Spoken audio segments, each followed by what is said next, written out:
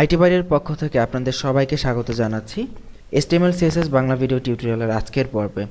আমাদের আজকের পর্বে যে বিষয়টি আমরা সিলেক্ট করেছি সেটি হচ্ছে অত্যন্ত ইম্পর্ট্যান্ট একটি বিষয় এবং নতুন অবস্থায় যারা ওয়েব ডিজাইন করতে যান তাদের জন্য মোস্ট হতাশাজনক একটি বিষয় যে আমাদের কাছে প্রচুর রিপোর্ট আসে যে ভাইয়া আমরা তো নোটপ্যাড প্লাস প্লাসে বাংলা লিখতে পারতেছি না, বাংলা কিভাবে লিখবো, বা বাংলা যদি লিখিও, যেমন আমি এখানে একটি বাংলা লিখলাম যে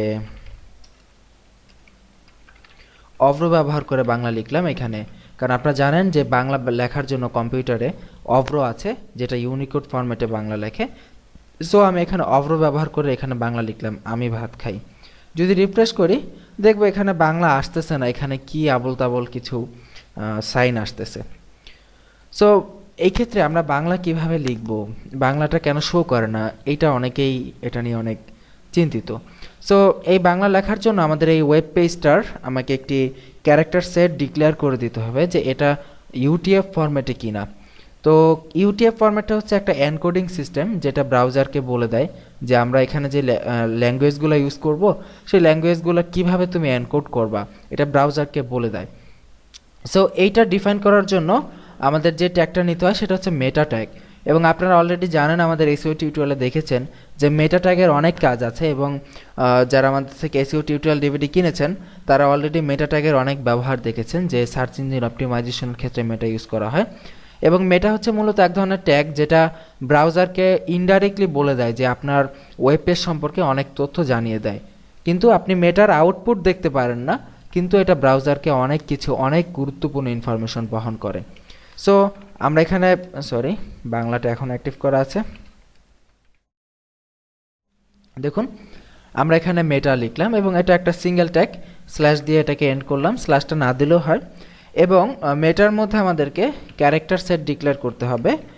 ক্যারেক্টার সেট হচ্ছে আমরা কিছুক্ষণ আগেই বললাম যে এনকোডিং সিস্টেম, যে আপনার ব্রাউজার এটা দেখে বুঝতে পারবে যে কি ক্যারেক্টার আপনি এখানে ইউজ করবেন, এবং এখানে আপনাকে অবশ্যই বড় হাতের UTF-8 ডিক্লেয়ার করতে হবে।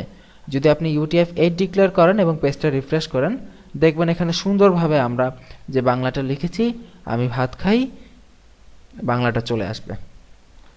সো আশা করি যারা এটা নিয়ে প্রবলেমে পড়বেন যে আমরা বাংলা লিখতে পারতেছি না তাদের জন্য এটা সলভ হয়ে যাবে, যে আমরা যখন আমরা মেটা ক্যারেক্টার সেট UTF-8 সিলেক্ট করে দিব তখন এইভাবে বাংলাটা শো করবে।